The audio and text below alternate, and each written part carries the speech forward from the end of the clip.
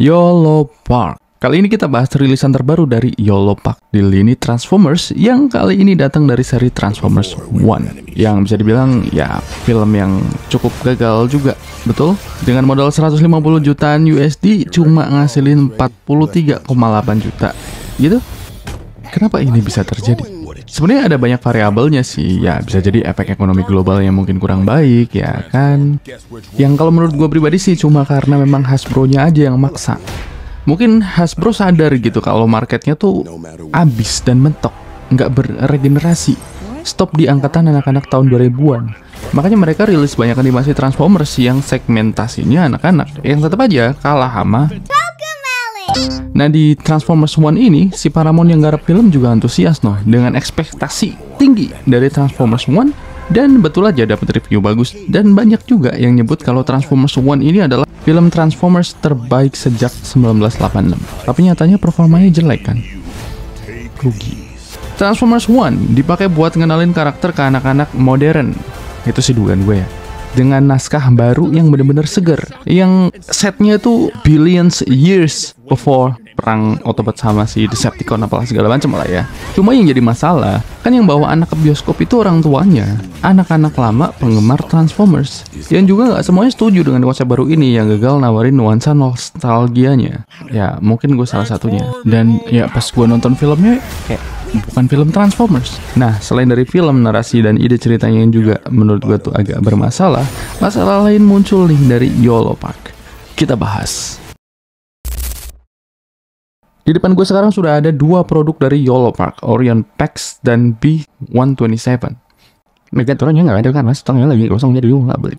Dan sekarang produk ini pun udah kosong di Kit Station tempat gue beli. Kayak yang gue bilang sebelumnya ya, kalau YOLO Park tuh terkesan terburu-buru banget, pengen jadi yang paling cepet di model non-transform, meskipun kalah cepet juga sama si Blokis.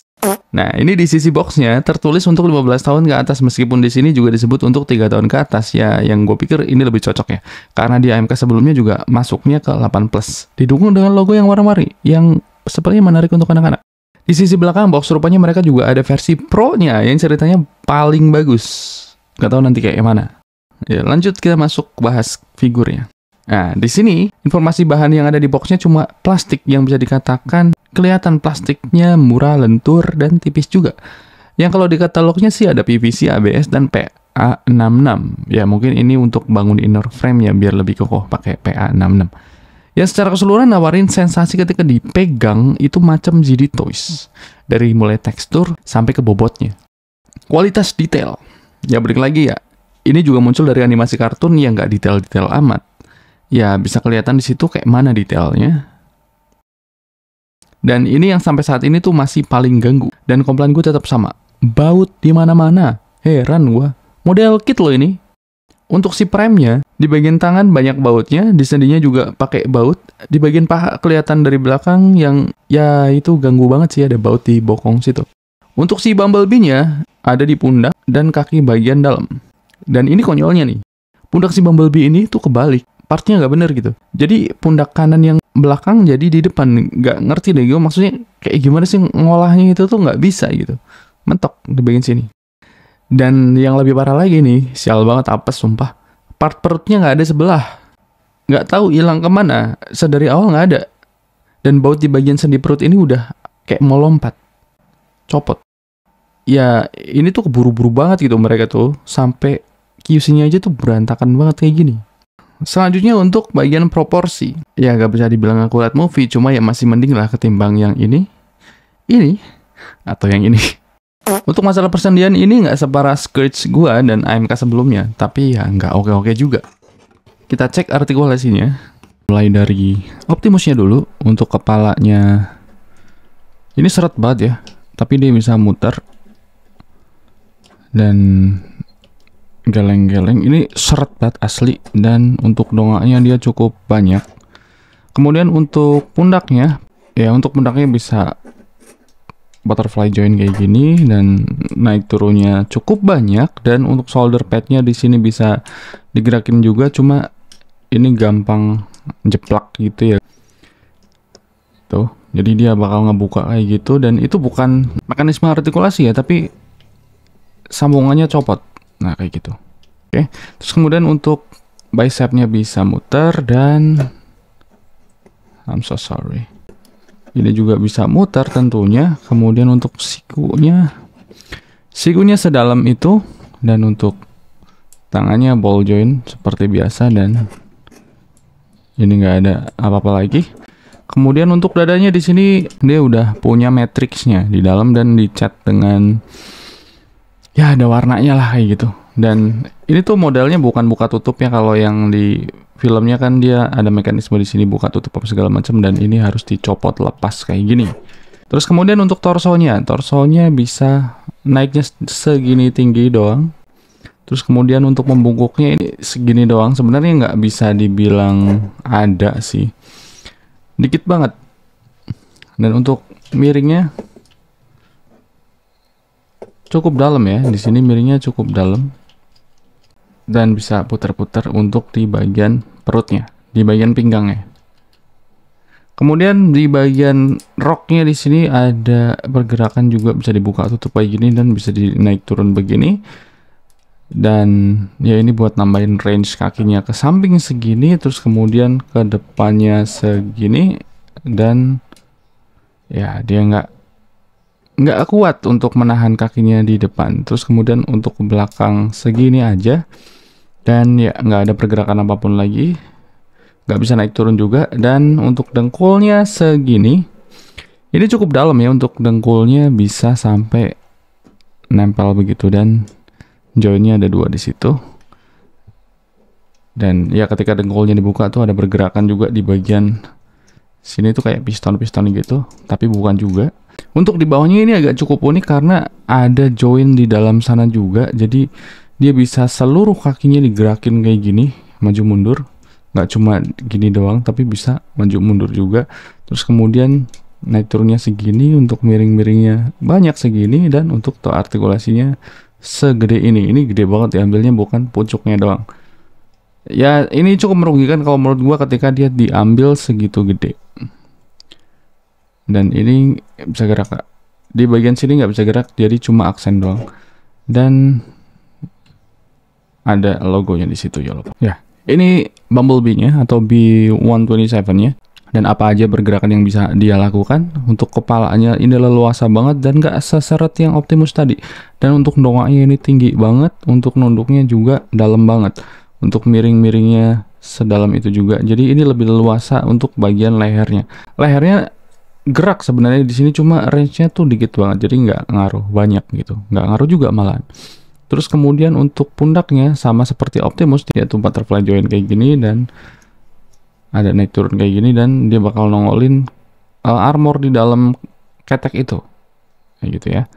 Terus kemudian untuk shoulder padnya di sini bisa dibuka tutup kayak gini, untuk muter-muter bisa. Terus kemudian untuk sikunya dia serapat ini, ya bisa dibilang rapat ya, rapat banget malah. Dan di sini ada satu hal yang unik lagi, bahwa di sini tuh ada pergerakan gimmick-gimmick yang partnya tuh gampang sekali copot semua, agak gimana gitu, gampang copot semua. Nah ini satu hal yang spesial dari Bumblebee, ada di bagian sininya menurut gua, dan ball joint di bagian sini. Kemudian untuk torsonya di bagian sini dia bisa gerak dikit doang ya nggak ngaruh lah. Terus kemudian untuk putar-putarnya ada di bagian perut juga. Untuk dongaknya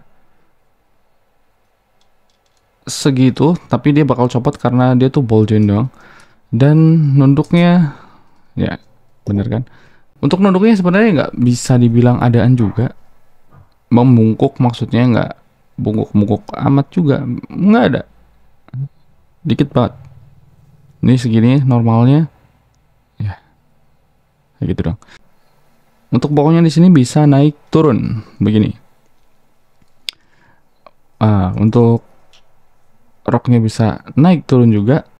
Kemudian untuk kakinya bisa setinggi itu, setinggi itu, dan dia nggak balik ya, nggak turun.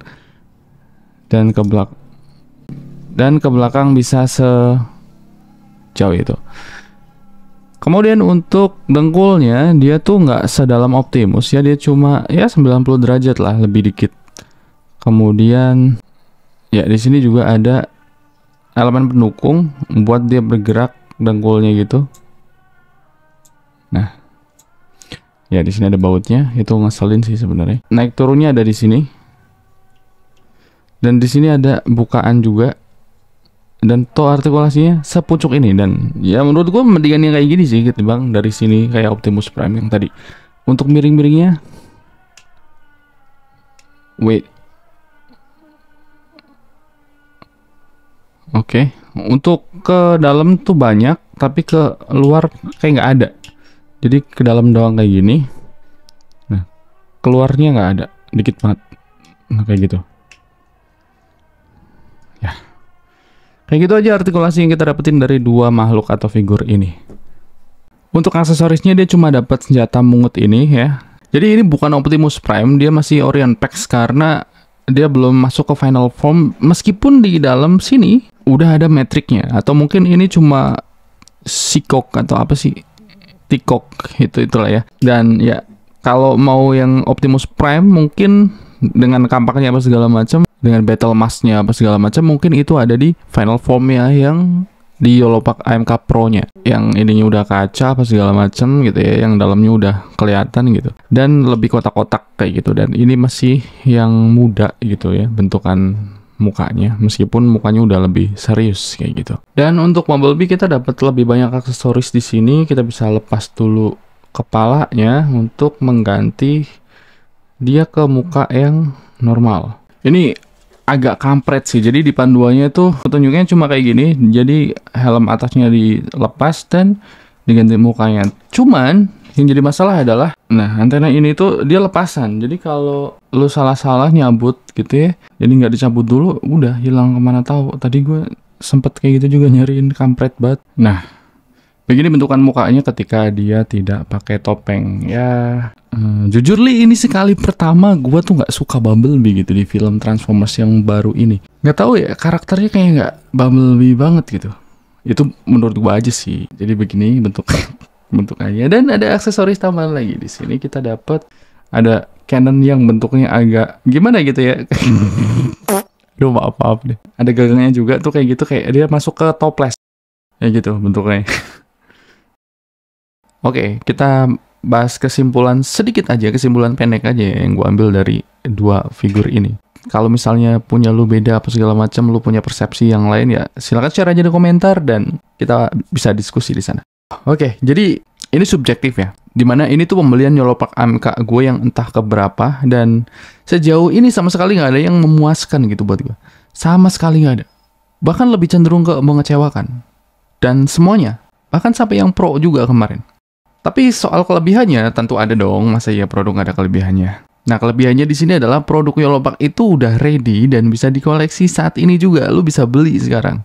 Nggak mesti nunggu-nunggu PO apa segala macam yang rilisnya bakal tahun depan apa segala macam, enggak.